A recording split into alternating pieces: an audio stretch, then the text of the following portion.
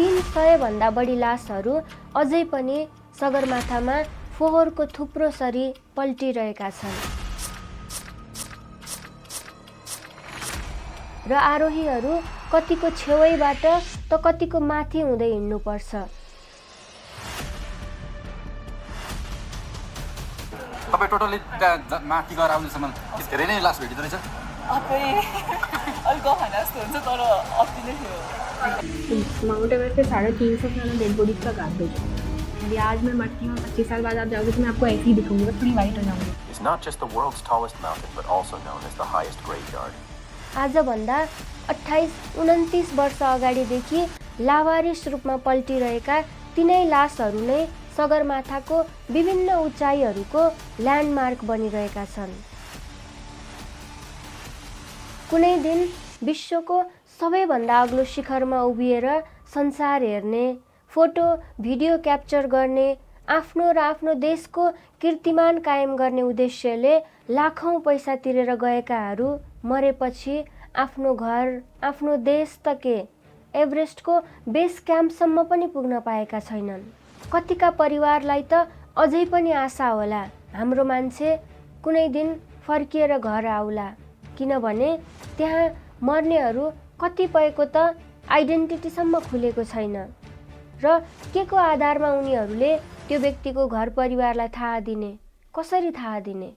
के त्यो नेपाली 15 देखि 20 लाख रुपैयाँ आफू बीच बाटोमै मरेपछि आफ्नो लास त्यही जस्ताको तस्तै छाडिदिनु है भनेर त्यो विदेशी पर्यटकले दिएको थियो होला र यो 15 देखि 20 लाख त म लोएस्ट अफ द लोएस्टको कुरा गर्दैछु, जुन सगरमाथा चढ्नको लागि मात्र नेपाल सरकारबाट पर्मिट लिनको लागि दिने रकम हो। त्यो बाहेक एउटा एक्सपिडिसन कम्पनी या एजेन्सी र उसले प्रोभाइड गर्ने सबै गियरहरू र शेर्पा गाइड सहितको प्याकेज $35,000 देखि लिएर 1 लाख या सो भन्दा माथिसम्मको पनि हुने गर्छ। एकजना विदेशी पर्यटक आफूसँग कोही गाइड, अक्सिजन सिलिन्डर लगायत अति आवश्यक सामग्रीहरू सहित सगरमाथा आरोहणको लागि जान्छ भने उसले नेपाली 1.5 करोडसम्म बुझाएको हुन्छ र एक नेपाली नागरिक सगरमाथा आरोहण गर्नको लागि जान्छ भने उसले 75,000 देखि लिएर 2-3 लाखसम्मको रकम बुझाउने गर्छ र यी रकमहरू सिजन अनुसार फेरबदल हुने गर्छन्। अर्थात् सगरमाथा आरोहणको लागि सबैभन्दा उत्कृष्ट सिजन भनेको स्प्रिङ सिजनलाई मानिन्छ र स्प्रिङ सिजनमा अरू सिजनको कम्प्यारिजनमा प्राइस अलि कस्टली हुने गर्छ र अहिले 2025 को सेप्टेम्बरबाट लागू हुने गरेर सगरमाथा आरोहणको फी पनि बढाइएको छ। पहिले एउटा विदेशी नागरिकले सगरमाथा आरोहण गर्नको लागि पर्मिट लिँदा $11,000 दिनु पर्थ्यो भने अब $15,000 दिनुपर्नेछ। सन् 1996 मा सगरमाथाको शिरसम्मको यात्रा तय गरेर आफ्नो घरबाट निस्किएका एक व्यक्ति जसले खुट्टामा हरियो रङको बुट लगाएका थिए र जो त्यो 8,848 मिटरको उचाइमा पुग्नको लागि बस केही 100 मिटर मात्र पछाडि थिए, उनको त्यही मृत्यु हुन्छ र आजसम्म पनि सगरमाथा आरोहण गर्ने प्रयासमा गएको एक व्यक्तिले त्यो हरियो रङको बुट बाटोमा देख्ने गर्छ र त्यो बुट हेर्दै ऊ अगाडि बढ्छ। सायद ऊ पनि कुनै दिन म जसरी नै सगरमाथाको त्यो टुप्पोमा पुगेर रेकर्ड राख्ने सपना लिएर आएको थियो होला। त्यो ठाउँ जहाँ उसको लास 29 वर्षदेखि पल्टिरहेको छ, उसका कपडा र उसले लगाएको त्यो हरियो बुट अझै पनि उस्तै फ्रेस देखिन्छन् र त्यो स्थानलाई एउटा ल्यान्डमार्कको रूपमा ग्रीन बुट्स केभ भनेर नाम दिइएको छ। त्यो ग्रीन बुट लगाएर त्यहाँ पल्टिरहेको शरीर लद्दाखदेखि आएका एक आरोही सेवाङ पाल्जोरको हो भन्ने विश्वास गरिन्छ। हजुर, स्टिल 100% नै कन्फर्मेसन नभएको भए तापनि उनले लगाएको त्यो बुट कहाँ किनेको थियो भन्ने कुरा खोज अनुसन्धान गर्दै जाँदा उनी हुन सक्ने देखिएपछि उनको नाम सार्वजनिक गरिएको हो। कतिपय न्युज पोर्टलहरूमा सन् 2014 मा एउटा चाइनिज एक्सपिडिसन ग्रुपको मेम्बरहरूले ग्रीन बुट्सलाई रिलोकेट गरेर अलि कम देखिने ठाउँमा राखेको भनेर लेखिएको थियो भने कतिले त्यो अहिले हिउँ पहिरोको कारणले केही समयको लागि पुरिएको र त्यो हिउँ पग्लिएपछि फेरि त्यही ठाउँमा देखिन सक्ने भनेर पनि लेखेका थिए। यसमा 100% कन्फर्मेसन भने कुनै पनि कुरामा छैन, तर जे होस् त्यो ग्रिन बुट्स अझै पनि एभरेस्टमा नै छ।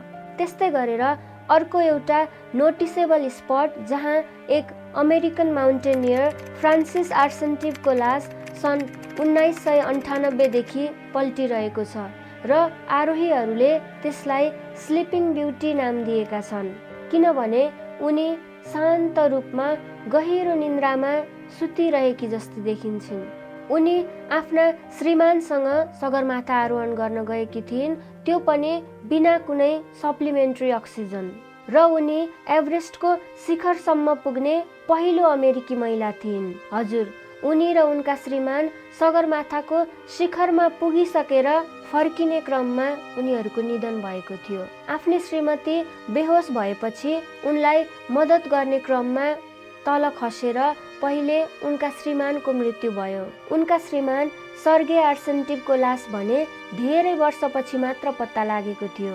सर्गे तल खसिसके पछाडि पनि फ्रान्सिस भने अचेत अवस्थामा पल्टिरहेकी थिइन् र उनी पछि गएकी अर्की आरोही क्याथी ओडाउडले जब उनको अनुहारमा हेर्छिन् तब फ्रान्सिसले बिस्तारै डोन्ट लिभ मी हियर अर्थात् मलाई यहाँ नछोड भनेकी थिइन्। सायद उनलाई त्यहाँबाट फर्किनु थियो, आफ्नो देश, आफ्नो घर जानु थियो र आफ्नो बाँकी रहेका परिवारहरूलाई भेट्नु थियो, तर अफसोस उनको लास अझै पनि त्यही नै छ। उनको अन्तिम इच्छासम्म पूरा हुन सकेको छैन। त्यस्तै सगरमाथाको काखमा रहेका डेड बडिजहरूको कुरा गरिरहँदा अर्को एउटा छुटाउनै नहुने अति कहाली लाग्दो घटना जुन 1924 घटेको थियो।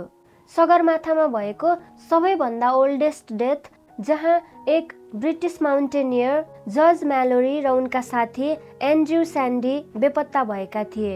उनीहरू सगरमाथा आरोहण गर्ने पहिलो व्यक्तिहरू थिए जसलाई 8600 मिटरको उचाइसम्म जीवितै पाइएको थियो। त्यसपछि उनीहरू त्यो एभरेस्टको समिटसम्म पुग्न सके या सकेनन्, या पुगेर फर्किने क्रममा उनीहरूको निधन भयो या नपुग्दै उनीहरू त्यही नै मरे, यो भने एउटा रहस्य नै बनेर रहेको छ। यदि उनीहरू त्यति बेला त्यो माउन्ट एभरेस्टको शिखरसम्म समिटसम्म पुगेको थिए भने उनीहरू नै पहिलो सगरमाथा आरोहीहरू हुन्, जो सर एडमन्ड हिलारी र तेन्जिङ नोर्गे शेर्पा भन्दा 29 वर्ष अगाडि नै सगरमाथा आरोहण गरेका थिए। सगरमाथाको आँधीमा परेर मृत्यु भएको अनुमान गरिएका म्यालोरी र स्यान्डीको डेड बडी सन् 1979 अर्थात् उनीहरूको मृत्यु भएको 75 वर्ष पछाडि मात्र भेटिएको थियो र हिमालको त्यो अत्याधिक चिसोको कारणले गर्दा वर्षौंसम्म पनि त्यो मृत शरीर झट्ट हेर्दा जीवितै जस्तो देखिन्थ्यो। यस्तै यस्तै सयौं घटना र सुन्दा आङ नै जिरिङ्ग बनाउने कति रहस्यमय कथाहरू एउटा रहस्यकै रूपमा सगरमाथामा दबिएर रहेका छन्, गाडिएर रहेका छन्।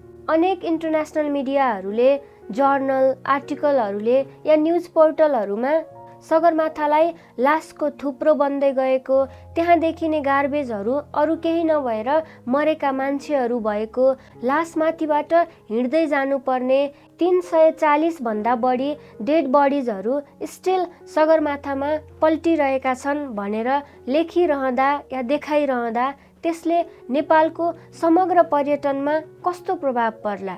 यसमा नेपाल सरकारले अलि गम्भीर भएर सोच्नुपर्ने होइन?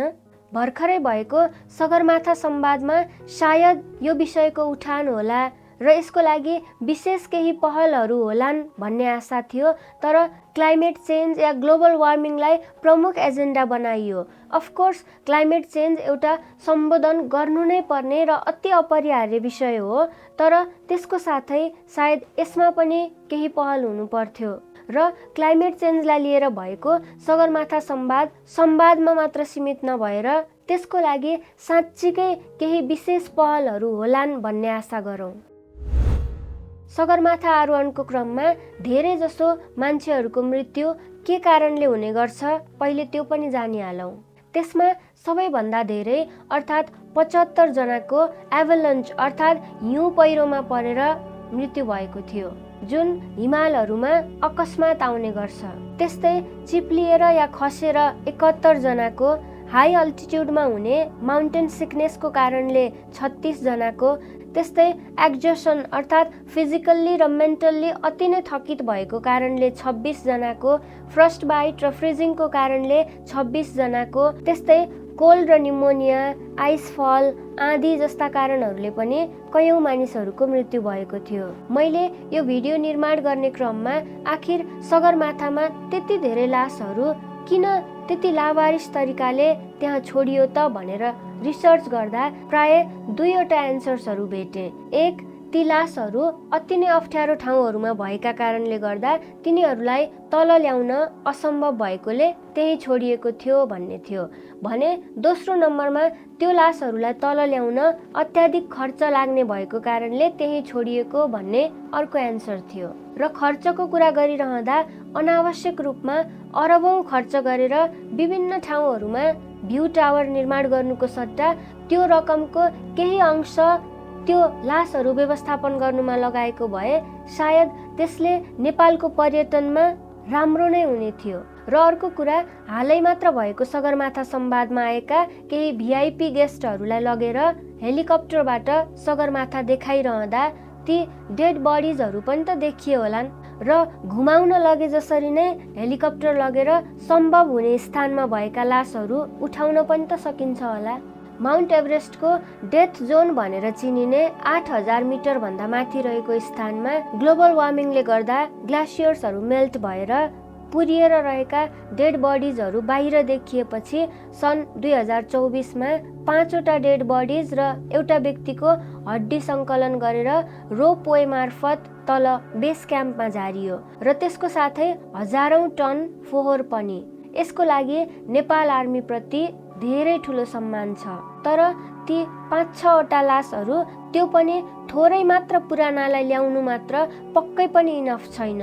यो विषयमा कुरा भइरहँदा हजुरलाई लाग्यो होला कि त्यति अप्ठ्यारोमा भएका लासहरू कसरी ल्याउने त तल? हो, मैले रिसर्च गर्ने क्रममा कतिपय लासहरू निकै नै अप्ठ्यारो ठाउँहरूमा रहेको पनि भेटेँ। हो, त्यस्तो लासहरू ल्याउन सायद पोसिबल छैन होला, तर एकचोटि यी लासहरू हेर्नुहोस् त। यिनीहरूको छेउबाट आरोहीहरू हिँडिरहेका छन् र मान्छेले त्यहाँ नजिक पुगेर उनीहरूको तस्बिरहरू मिडियामा देखाइरहेका छन् भनेपछि के यिनीहरू चाहिँ सगरमाथाबाट तल झार्न सम्भव छैन? र अतिथि देवो भव भन्ने धारणा बोकेर हिँड्ने हाम्रो संस्कारमा पाहुनालाई भगवानको रूपमा हेरिन्छ।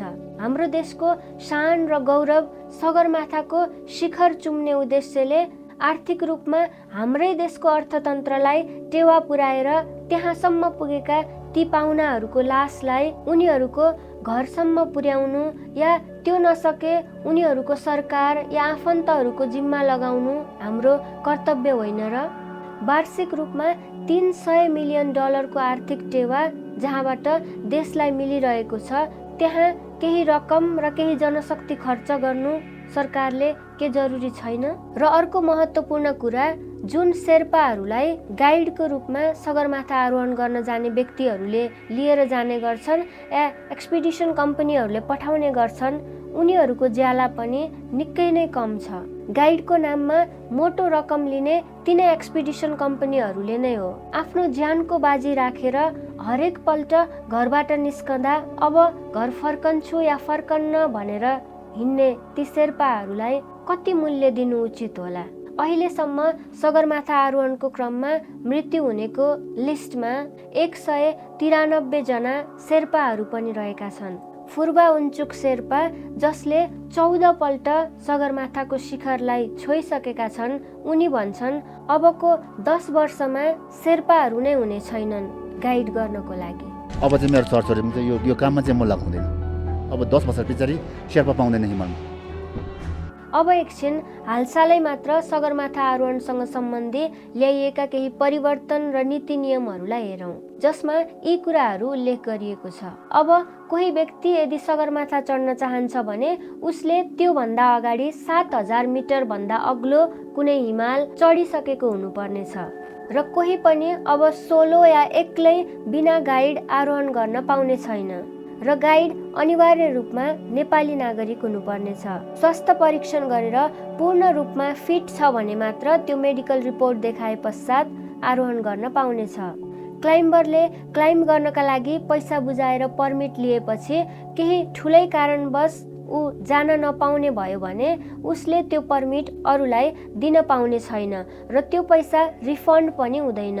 तर पर्मिट पाएको 2 वर्षसम्ममा उसले एभरेस्ट क्लाइम्ब गर्न पाउनेछ या सोही पैसामा अरू कुनै पिकहरू सेलेक्ट गरेर पैसा एडजस्ट गर्न पाउनेछ र सेप्टेम्बर 2025 बाट लागू हुने गरी एक विदेशी नागरिकका लागि क्लाइम्बिङ पर्मिट फी $11,000 बाट बढाएर $15,000 बनाइएको छ।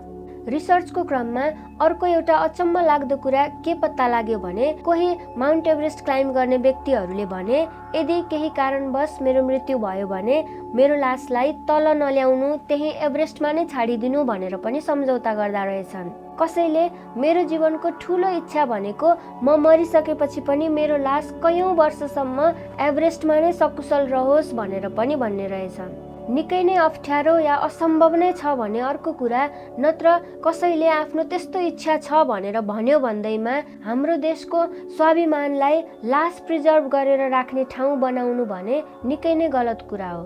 सगरमाथालाई भगवानको रूपमा मान्ने शेर्पाहरूले त्यहाँ चढ्नुभन्दा अगाडि पूजा गरेर पर्मिसन लिएर मात्र चढ्ने गर्छन्। तिब्बतमा माउन्ट एभरेस्टलाई चोमोलुङमा भनिन्छ, जसको अर्थ goddess mother of the earth हुन्छ। त्यस्तै शेर्पाहरूले बुद्धिस्ट गडेस मियो लाङसाङमाको बास सगरमाथाको शिखरमा हुने गर्छ भन्ने पनि मान्यता राख्छन्। यसरी त्यति पवित्र र भगवानको दर्जामा राखिएको सगरमाथालाई लास राख्ने ठाउँ बनाउनु प्रकृतिमाथिको र सम्पूर्ण शेर्पा समुदायमाथिको पनि ठुलो अन्याय हो। हामीले यो भिडियो सामग्री निर्माण गर्ने क्रममा विभिन्न पत्रपत्रिका, वेबसाइट, जर्नल या इन्टरभ्युजहरू हेरेर सकेसम्म ठोस जानकारीहरू नै प्रस्तुत गर्ने प्रयास गरेका छौँ। हामीले यो भिडियो मार्फत कसैलाई दोषी देखाउने या गलत कुरा मात्र औल्याउने भन्दा पनि सत्य र तथ्यमा टेकेर बोलिरहेका छौँ र हाम्रो प्रयास भनेको सकेसम्म ती लावारिस लासहरू व्यवस्थापन हुन् र नेपालको पर्यटनमा त्यसले कुनै पनि नकारात्मक असरहरू नपरोस् र नेपालको छवि नै अन्तर्राष्ट्रिय स्तरमा नबिग्रोस् भन्नु हो। सगरमाथाका अनेक कन्दराहरूमा सायद मान्छे कहिले प्रवेश गर्न सक्ने छैन। त्यस्ता अगम्य कन्दराहरूमा पुरिएर, पल्टिएर, भासिएर र दबिएर रहेका लासहरू बाहिर निकाल्न सायद सम्भव हुने छैन। तर नेपाल सरकारको र विश्वभरिका हिमाल प्रेमीहरूको सदिच्छा भएमा अत्याधुनिक प्रविधिले फड्को मारेको समयमा धेरै जसो लासहरू व्यवस्थापन गर्नु भने पक्कै पनि सम्भव छ। सगरमाथा नेपालको भूमिमा भए पनि यो सम्पूर्ण विश्वको गौरव र सम्पत्ति हो। देशले क्लाइम्बर्सहरूबाट कमाउने शुल्कको लोभमा कहिलेसम्म प्रकृतिका यस्ता धरोहरहरूको दोहन हुने हो। त्यसकारण प्रकृति मानवको लागि मात्र नभएर यस धरतीमा रहेका समस्त जीवहरूको पनि भएको हुँदा हामी मानवहरूले आफ्नो स्वार्थको लागि मात्र प्रकृतिको दोहन गर्नुभन्दा प्रकृतिलाई यथारूपमा रहन दिनुपर्ने समय आइसकेको छ। आजको मितिसम्म सगरमाथाको शिर चुम्ने सपना बोकेर बेस क्याम्पबाट माथि उक्लिएका तर फेरि कहिल्यै तल फर्किन नपाएका ती अज्ञात आत्माहरूको सद्गति होस्, चिर शान्ति मिलोस्। ओम शान्ति शान्ति शान्ति।